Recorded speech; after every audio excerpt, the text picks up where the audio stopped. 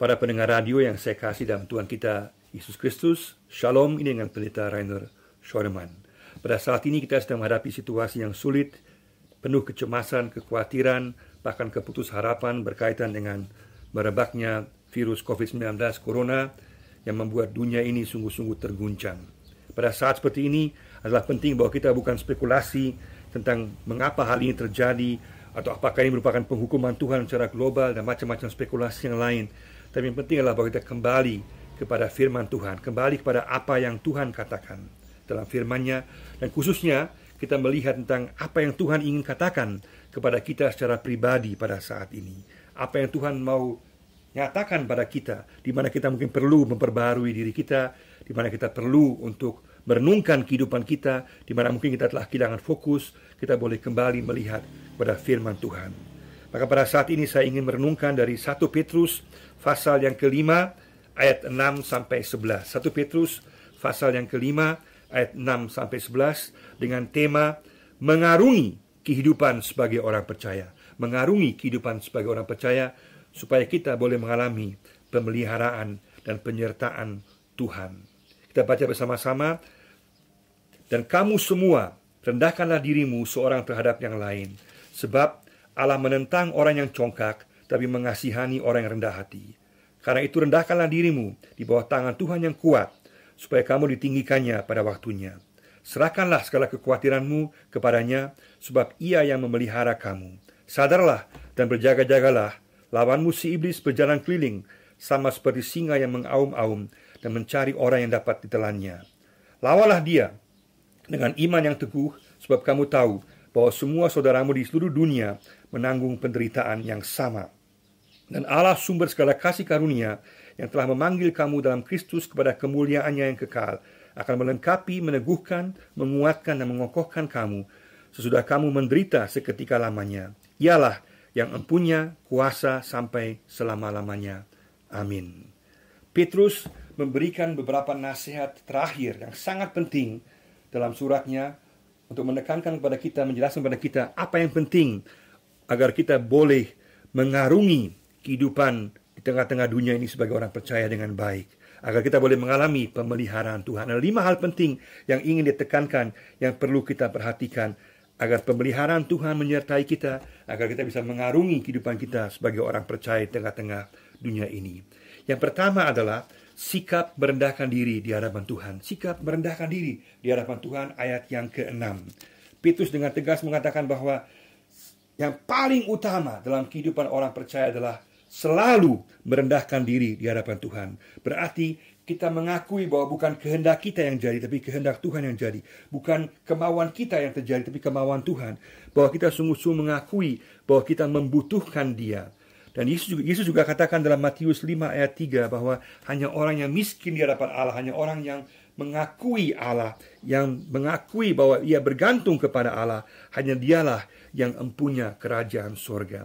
Maka merendahkan diri di hadapan Tuhan adalah hal yang paling utama agar kita boleh mengarungi kehidupan kita sebagai orang percaya di tengah-tengah dunia ini. Itu berarti di tengah-tengah kita tidak mengerti sesuatu, di tengah-tengah kita tidak memahami sesuatu, kita boleh tahu bahwa Tuhan yang tahu bahwa kehendak Tuhan baik untuk kita. Pada saat kita mungkin merasa cemas, kita merasa takut, kita boleh tahu bahwa Tuhan yang memimpin dan menyertai kita. Bahwa firman-Nya yang menentukan, bukan kehendak kita.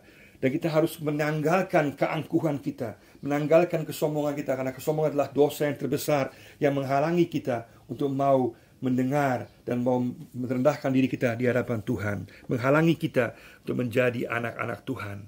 Maka saat ini kita harus sungguh-sungguh kembali untuk mendengar dan merendahkan diri di hadapan Tuhan. Dan tangan Tuhan digambarkan di sini adalah tangan Tuhan yang kuat. Apa artinya? Tangan Tuhan yang menolong kita, yang menolong kita, yang menyelamatkan kita, yang memberi kepada kita kecukupan, yang mengangkat kita, dan juga yang memberikan atau menunjuk jalan hidup kepada kita.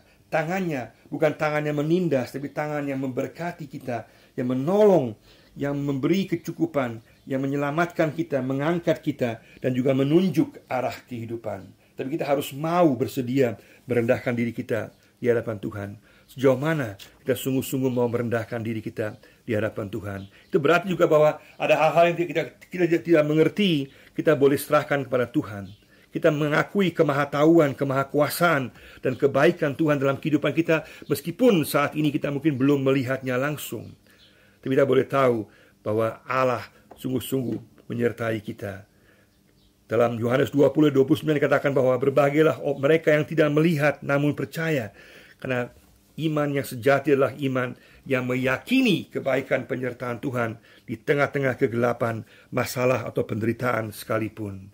Inilah yang sangat penting, merendahkan diri. Pada saat kita merendahkan diri depan Tuhan, kita akan mengalami ketenangan, kita akan mengalami kedamaian, karena kita tahu Tuhan yang mengatur semua, bukan lagi kita. Semua dalam tangan Tuhan, dan kita boleh berserah, dan kepada Dia kita berserah adalah Allah yang dapat kita percaya, Yesus yang berkuasa atas dunia ini. Itulah hal yang pertama.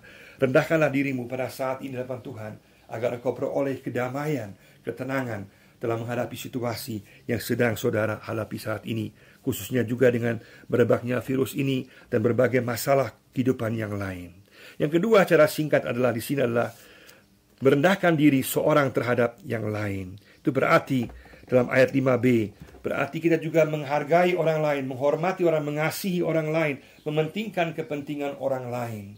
Untuk kita saat ini secara praktis juga berarti karena merendahkan diri di hadapan Tuhan berjalan sekaligus dengan merendahkan diri di hadapan orang lain. Tidak mungkin kita merendahkan diri di hadapan Tuhan tanpa kita mau merendahkan diri di hadapan orang lain. Dikatakan dengan sangat jelas dalam Amsal 14 ayat 31, siapa yang menindas orang yang lemah, menghina penciptanya, tapi siapa yang menaruh belas kasihan kepada orang miskin, memuliakan dia. Bahwa tidak mungkin kita bisa mengasihi atau merendahkan diri di hadapan Tuhan tanpa merendahkan diri seorang terhadap yang lain. Pada saat ini juga berarti kita mengasihi orang lain dengan cara kita menjaga orang lain.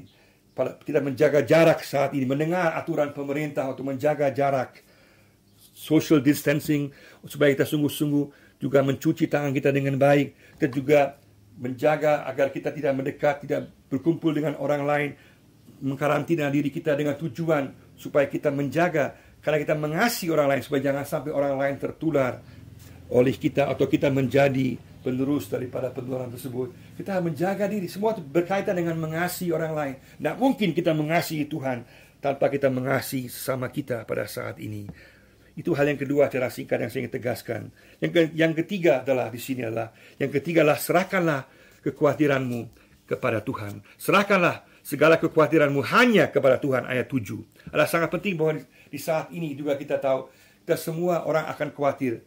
Petrus katakan semua manusia akan khawatir. Masalah dasar manusia lah dia khawatir. Khawatir kehidupan, khawatir pekerjaan, khawatir masa depan. Semuanya khawatir. Dalam Alkitab 600 kali kata takut muncul. Karena memang dasarnya manusia penakut dan penuh dengan kekhawatiran. Maka pada saat ini kita dipanggil Tuhan untuk sungguh-sungguh menyerahkan kekhawatiran kita hanya kepada Yesus. Beban kita, permasalahan kita, kecemasan kita, semua kita serahkan hanya kepadanya. Karena Dia yang pelihara kita. Maka pada saat ini itu akan membawa ketenangan kepada kita, akan membuat kita ada rasa damai. Pada saat beban kita, kekhawatiran kita serahkan semua kepada Yesus. Dialah alamat yang benar, karena Dia dapat memelihara kita secara utuh, baik kehidupan sekarang maupun kekal selama-lamanya. Yang masalah adalah kalau kita berusaha untuk menyelesaikan masalah sendiri, atau kita malah memanggil kuasa-kuasa lain, meminta bantuan kuasa-kuasa lain. Saya bahkan telah melihat kemarin di televisi, ada yang sekarang mulai memakai cara-cara lain, memanggil roh-roh lain yang dianggap bisa mengusir COVID-19 ini, bahkan mulai bekerja sama dengan kuasa-kuasa yang lain, kuasa-kuasa kegelapan, yang malah akan membawa kita kepada rasa tidak nyaman, malah semakin khawatir, semakin bermasalah. Serahkanlah kekhawatiranmu hanya kepada Yesus. Jangan salah alamat. Pada saat kita melepaskan beban kepada Yesus, itu akan membuat kita menjadi tenang.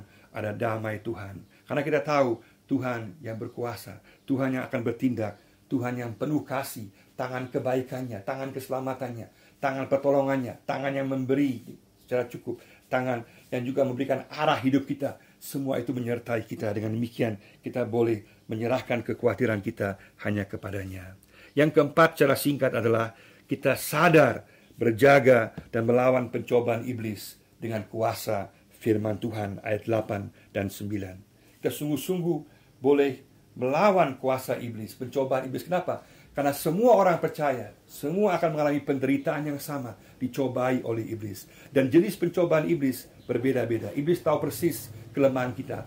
Sama seperti singa yang tahu persis kelemahan daripada buruannya. Iblis tahu di mana letak kelemahan kita.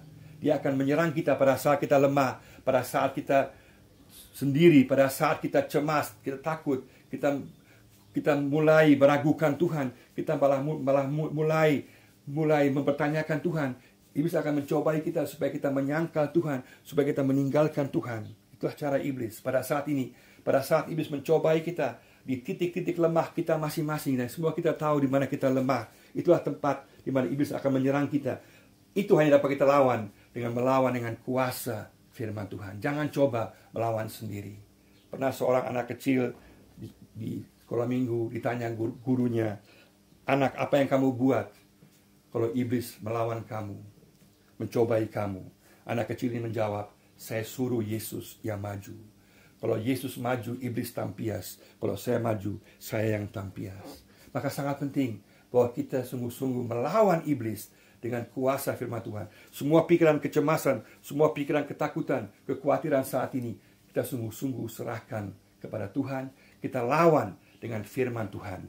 Dan khususnya kita lihat sama-sama juga di sini dalam bagian yang kelima, yaitu janji penyertaan Tuhan. Ada janji atau meyakini janji penyertaan dan kuasa Tuhan. Ayat 9 dan 11. Apa janjinya? Bahwa sumber kasih karunia-Nya akan menyertai kita, akan mengokohkan kita, menguatkan kita, menyertai kita. Allah tidak membiarkan kita sendiri. Dia akan menyertai kita di tengah-tengah situasi kekhawatiran, di tengah-tengah situasi pencobaan. Kita tidak sendiri. Kita boleh mengandalkan sumber kasih karunia-Nya, kekuatannya, kuasanya yang akan menyertai kita. Tapi itu hanya mungkin kalau kita merendahkan diri kita di hadapan Tuhan. Kalau kita menyerahkan diri kita kepadanya, dan kita sungguh-sungguh memakai kuasa firman Tuhan untuk melawan pencobaan iblis yang mencobai kita di tengah-tengah kehidupan saat ini, juga kekhawatiran, kecemasan, permasalahan kita hadapi saat ini. Mari sama-sama kita pada saat ini, kita sungguh-sungguh memegang teguh janji penyertaan Yesus yang mengatakan bahwa Dia dengan sumber kasih karunia-Nya akan menyertai kita, membawa kita kepada kemuliaan-Nya. Apapun yang terjadi, Tuhan akan bersama-sama dengan kita. Badai pasti berlalu bersama-sama dengan Yesus. Badai yang sebesar apapun akan berlalu bersama Yesus, asal kita memandang kepada Dia, mendengar suaranya, mendengar janjinya, memegang teguh janjinya. Kita merendahkan diri kita di hadapan Tuhan. Kita sungguh-sungguh juga menyerahkan kekhawatiran kita kepadanya. Dan kita juga melawan pencobaan iblis dengan kuasa firman Tuhan, memegang teguh janjinya bahwa Dia menyertai kita dengan sumber kasih karunia-Nya yang melimpah atas kita, yang mau menaungi kita, menguatkan kita, menolong kita. Pertanyaannya adalah, apakah kita bersedia? Bersediakah kita merendahkan diri kita di hadapan Tuhan, di hadapan orang lain, menyerahkan kekhawatiran kita kepadanya, semuanya, bersedia untuk melawan pencobaan iblis dengan kuasa firman Tuhan. Seperti dikatakan juga dalam Yakobus 4 ayat 7, tunduklah kepada Allah, tunduklah kepada Tuhan, lawanlah iblis, maka dia lari daripadamu. Hanya dengan kuasa firman Tuhan, iblis dapat lari, bukan karena kuasa kita sendiri.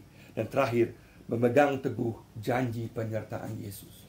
Janji Yesus yang pasti bahwa Dia kuasanya menyertai kita, sumber kasih karunia-Nya menaungi kita, menguatkan, mengokohkan kita, sehingga dengan demikian kita akan mengalami pemeliharaan Tuhan, penyertaan Tuhan, dan kita akan mengarungi kehidupan kita sebagai orang percaya di tengah-tengah dunia ini. Maukah kita merendahkan diri kita di hadapannya, menyerahkan kekhawatiran kita hanya kepadanya? Kita sungguh-sungguh mau melawan pencobaan iblis dengan kuasa firman Tuhan dan terus memegang teguh janji penyertaannya, maka Dia akan menyertai dan memelihara kita. Tuhan memberkati kita semua. Amin.